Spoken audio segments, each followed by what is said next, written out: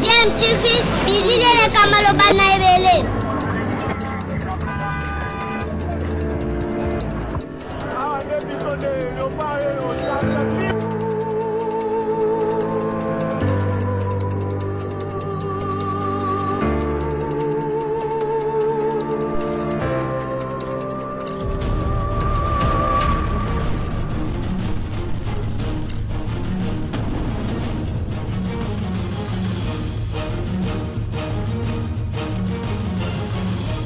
DMTV toujours en avant.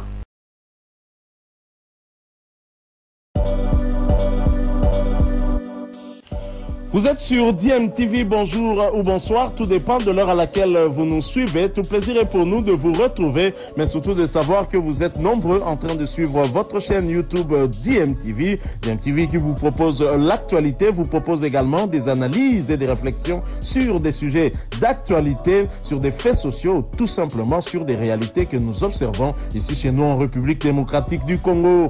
Moi, c'est Maître Tshiwaka de l'Institut de recherche en droits humains et je suis avec Maître Timothée Mbouya de Justicia ASBEL. Nous sommes vivement préoccupés parce que le discours du vice-premier ministre, ministre en charge des transports et voies de communication, est un discours qui ne correspond pas aux vérités que nous connaissons sur des dossiers que nos deux organisations ont travaillé. Et nous trouvons que c'est très préoccupant parce que c'est un homme d'État qui est très suivi, très respecté par une très grande frange de la population congolaise et il devrait refléter certaines valeurs qui devraient guider la gouvernance de notre État. Et ici, nous nous insurgeons contre ce qu'il a tenu sur Top Congo le 9 juin de cette année parce que premièrement, c'est un dossier de notre un membre un monsieur qui est venu dans nos organisations, à qui nous avons donné des avocats, monsieur Kafuchi, à qui il attribue des propos selon lesquels il aurait révélé l'existence des armes dans l'une des concessions de monsieur Katumbi à Mulonde. Kafuchi est le chauffeur. Kafuchi est le chauffeur de monsieur Katumbi. Kafuchi n'a jamais dit qu'il y a eu des armes à Mulonde parce que nous avons fait nos enquêtes avec Justicia et IRDH. Nous avons été à Mulonde, nous avons été à Lukonzolwa, nous avons été à Kilwa, nous avons été à Kashobwe, même à Futuka ici à Lubumbashi. Il n'y a jamais eu d'armes. Nous avons discuté avec le général Ndayouel, qui était alors chef d'état-major adjoint chargé des renseignements militaires. C'est lui qui avait arrêté les chauffeurs. Nous avons dit qu'il n'y avait pas d'armes. Et c'est le général Ndayouel qui avait arrêté le chauffeur Kafuchi, qui l'a libéré. Lui qui était le chargé des renseignements militaires. Parce qu'il n'avait rien trouvé, on n'avait rien conclu là-dedans. Et on a conclu au non-lieu dans le dossier. Et le général nous a remis le chauffeur de Katumbi parce que la famille du chauffeur était tout le temps dans nos ONG. Le deuxième élément, nous avons suivi son Excellence, Monsieur le Vice-Premier ministre, parler de la fuite du président de TP Mazembe, qui est aussi le président d'un parti politique. Mais nous sommes des ONG basées à Lubumbashi. Nous suivons quand même tous ces éléments là-bas. Nous avons eu accès à une autorisation de l'autorité d'aviation civile qui permet à un jet privé sud-africain sur le routing Johannesburg-Lubumbashi-Johannesburg de transporter M. Katumbi en Afrique du Sud.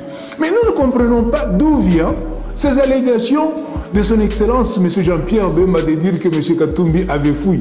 Mais nous avons eu accès à ces autorisations-là de l'aviation civile. Et puis, troisièmement, là où nous déplorons vraiment les interventions de M.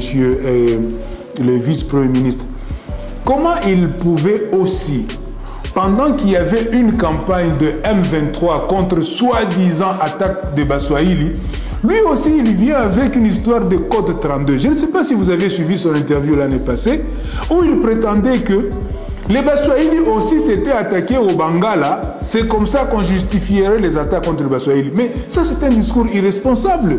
Il faudrait plutôt qu'on puisse crever l'abcès de cette occupation d'une partie de la RDC par le Rwanda, plutôt que de vouloir manipuler la population congolaise.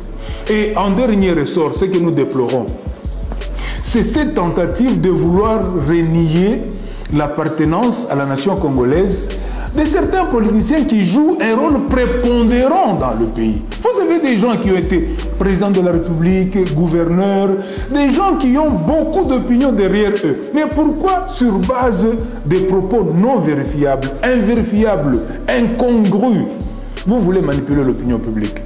Alors nous, comme ONG des droits de l'homme, nous nous insurgeons contre ça, tout simplement parce que les hommes d'État doivent savoir dire la vérité à la population et les hommes d'État doivent refléter certaines valeurs pour lesquelles la population congolaise peut s'unir et défendre la nation congolaise. Face à l'agression rwandaise, il ne faudrait pas qu'on vienne avec des mensonges pour des fins politiciennes. Voilà un peu, nous recommandons au gouvernement de la RDC d'essayer d'attirer l'attention de vice-premier ministre Jean-Pierre Bemba sur le danger de manipuler la population congolaise avec des mensonges comme ça.